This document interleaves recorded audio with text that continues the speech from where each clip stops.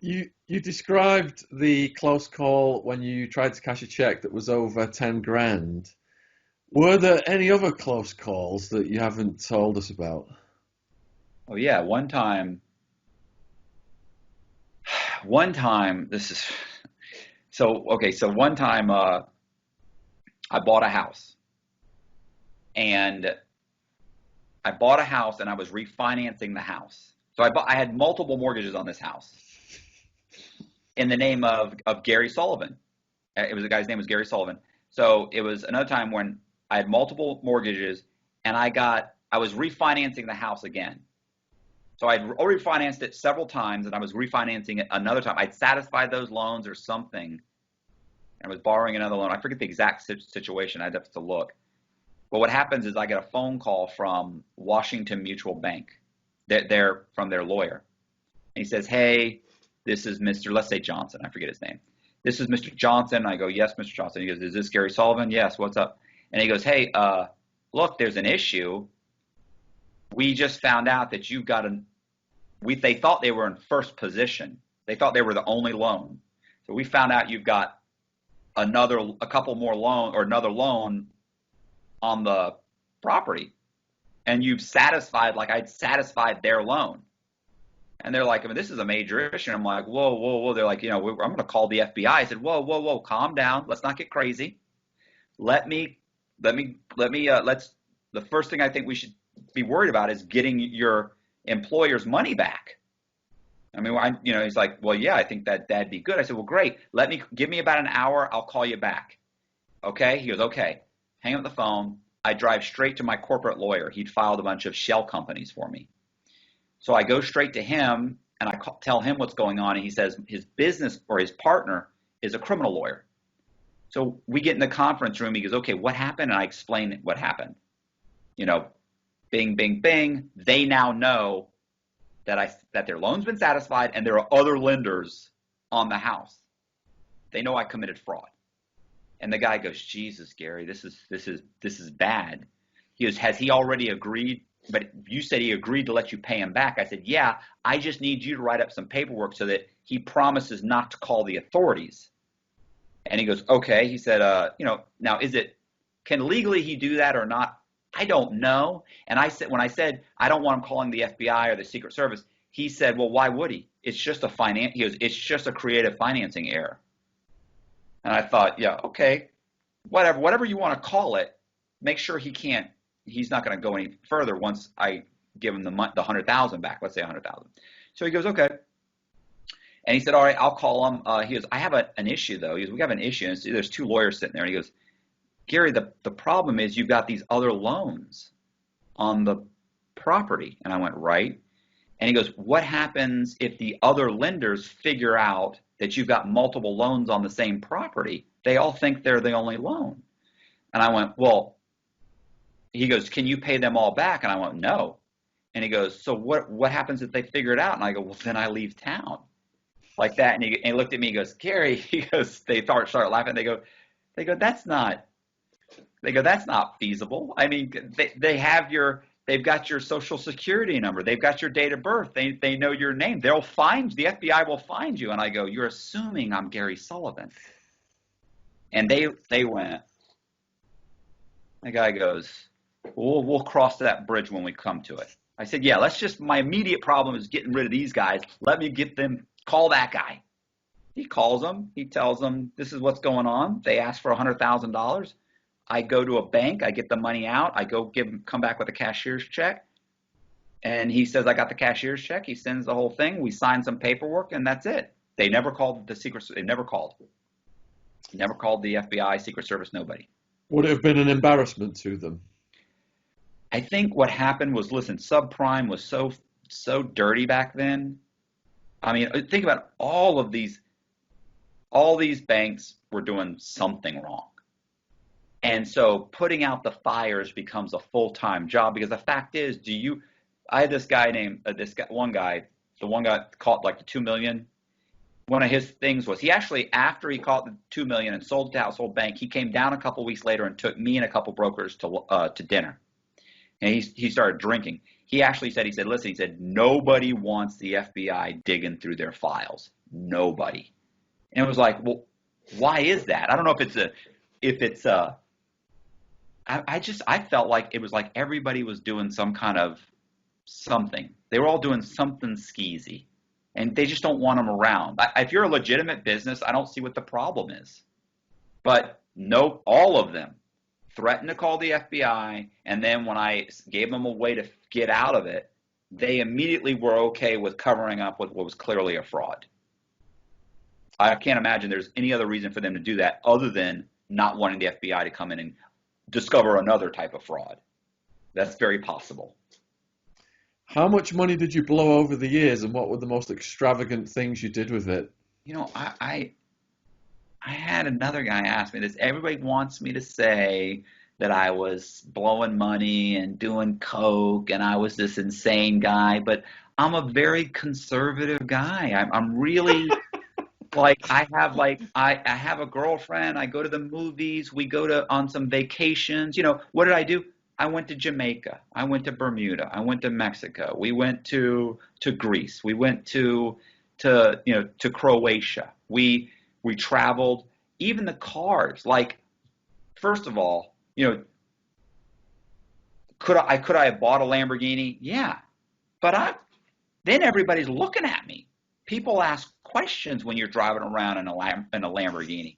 I don't want anybody, I don't want anybody paying attention. I didn't live in a $2.5 or $3 million house.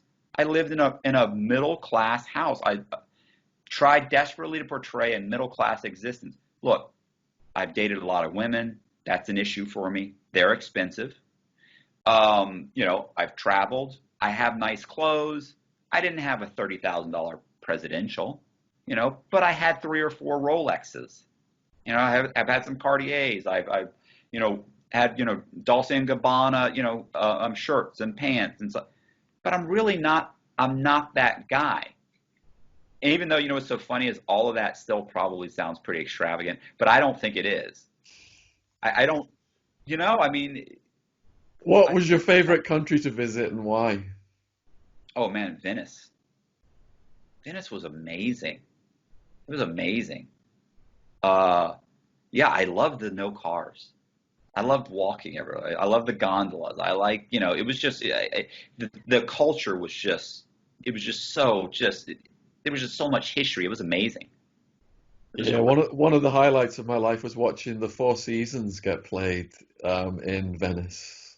Oh wow! Because Vivaldi, did you go and visit Vivaldi's place? I want to say yes. I don't recall the name, but I'm not great with names. I mean, we were on the run. Well, see, your whole thing is seeing it in Venice. To me, seeing, Les Mis. I've seen Les Mis 3 or 4 times. I've seen The Producers. I've seen Phantom of the Opera. Yeah. Can you travel now? Are you precluded from traveling because of your criminal record? I can travel. No, I just went to Puerto Rico. I don't know about traveling. I was wondering about that with you. Remember, I was saying I wanted. Yeah. Yeah, and my probation officer has been great. Like, she's let me go to, but it's all within the United States. So I mean, I've gone to California. I've been to Texas. I went to Philadelphia. I went to Miami. I mean, I went to Puerto Rico. But I'm not sure. Like, she's allowed me go. I haven't had an issue. The first time I got on a plane to go to California when I got out of prison, I remember thinking, because there was a red notice on me from Interpol. Now, it was old, but I was thinking to myself, what if this thing shows up?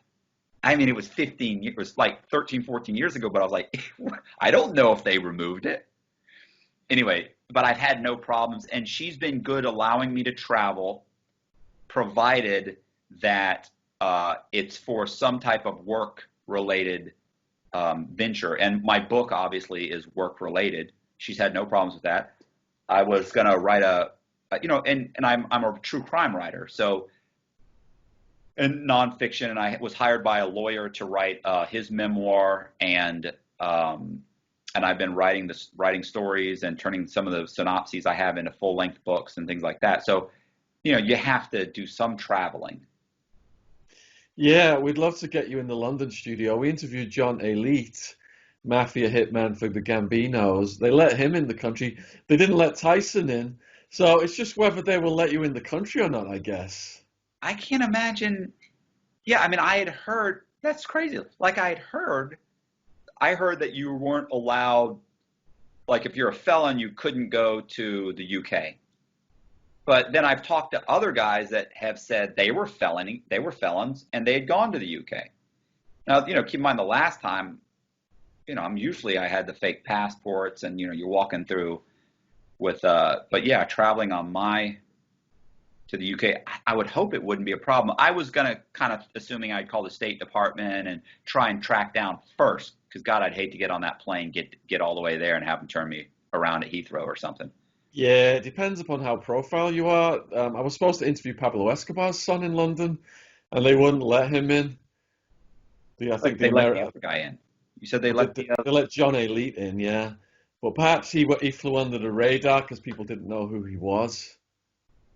And then if you ask the UK if you can come in, for example, I asked multiple countries in Asia if I could go to there after I'd been released from prison to the UK. And once I notified them about if I could get in with a criminal record, that I was blacklisted. right. So you're almost better off just trying it. If you can afford to lose the flight money and that, you're better off just trying it. Yeah, it seems. But I wouldn't encourage any criminal behavior. Man. Yeah. Yeah. I don't know. So, is there anything? Okay, wrapping part one up then. Is there anything you'd like to say in conclusion to the people watching this video? I've got a lot of young people on the channel who are tempted by the glamorization of crime. I mean, I know what the appropriate thing to say is. It's like, you want to say the appropriate thing, but look, I don't think anybody's going to go out and do what I did. I think they'd be caught almost immediately. It's like pulling off a stock fraud and having no experience. You're just doomed. I'd be caught immediately. I had a certain skill set, and if you don't have that skill set, you're just done. You're not pulling off all this stuff. And it's stupid anyway, because the fact is, 50 years old, starting over with nothing, pissed away 12 and a half, really over 15 years. Really, because I was on the run 3 years, I was in prison 12 and a half. That's 15 and a half years. I'm on probation for another 5 years. I mean, I'm paying back $6 million in restitution. Listen, it's a nightmare. How much money would I have made if I just tried to do it legitimately? Where would I be right now if I just tried to do it legitimately? But because I was lazy, thought I was so fucking cute, so smart, so, cocky, and just the narcissism got the best of me. And I just thought I was so cool that I thought I could pull it all off. And when it goes bad, bro, it goes so bad so quick. I mean, yeah. Somebody asked me the other day, was it worth it? Are you out of your mind? No, it wasn't worth it. I don't have a ton of regrets, though. Does that make sense? Like, I Yeah. feel like that's two different things. Somebody told me it was the same thing, and I was like, no, it's not the same thing, because I feel like I would have regretted not having tried. Like, I can live with losing. I can't live with not trying. Like, I never should have run. I should have just stayed there right then and said, look, okay, you got me. Because that just accelerated everything. In the beginning of going on the run, was it exciting? But then it reached a point where it became mentally exhausting. Everybody always says that, oh, a lot of guys when they get arrested, finally they're like, oh, finally it's over. But I was never, honestly, this is a horrible thing to say, Ro. I know this is going to sound horrible. It was probably one of the best parts of my life. It was, bro, you know what it's like to walk into a bank on the run, on the Secret Service's most wanted list, hand them all fake documents and have them cut you a check for $250,000 and thank you for ripping them off?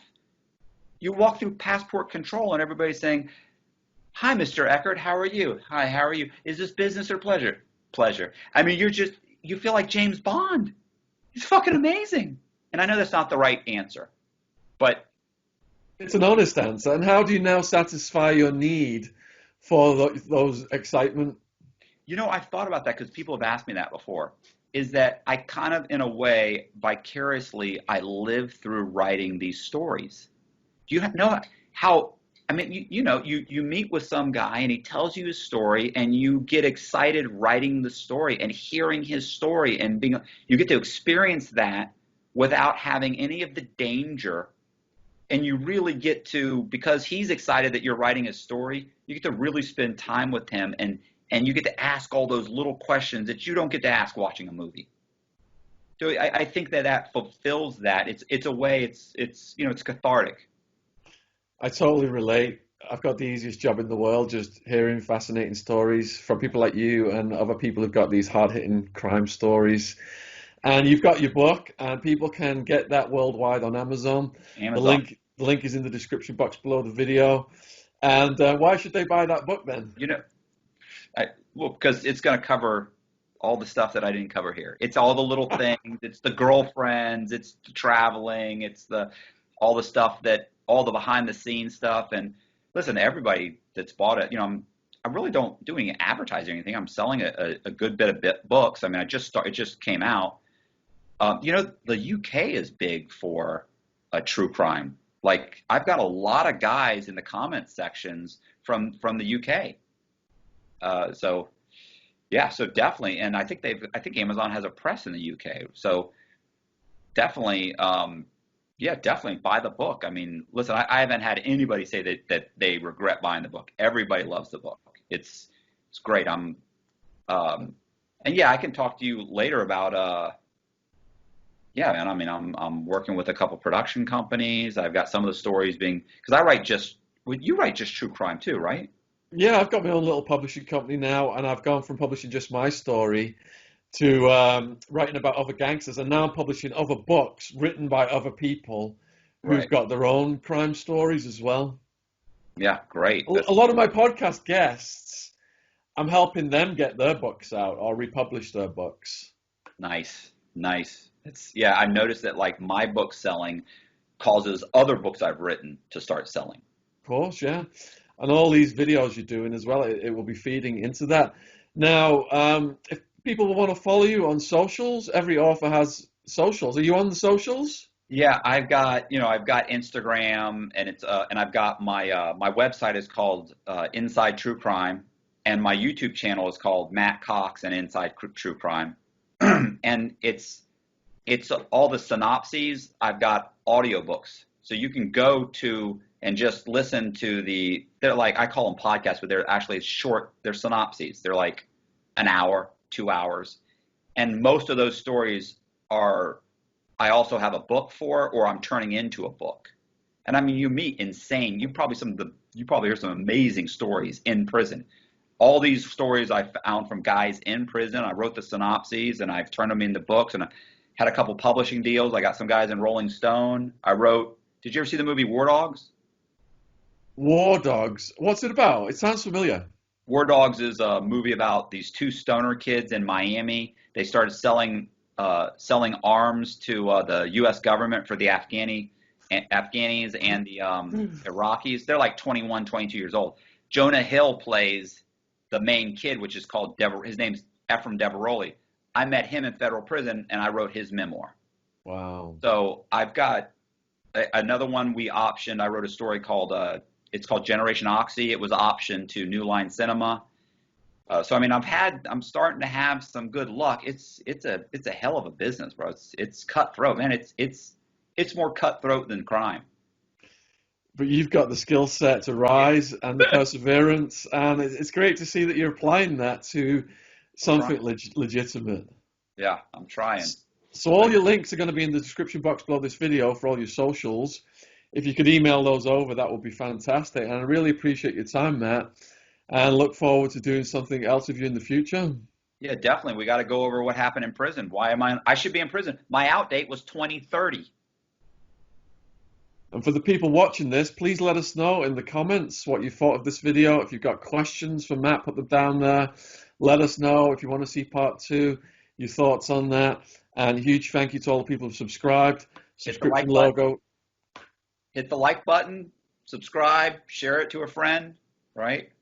Yep, and we'll get, if you want to check Matt's channel, that link's down there as well. Huge thank you to all people who've donated on the various links that are in the description box. And we've got our links down there as well to all the other stuff we're doing on YouTube if you want to check that out. So thank you very much for watching.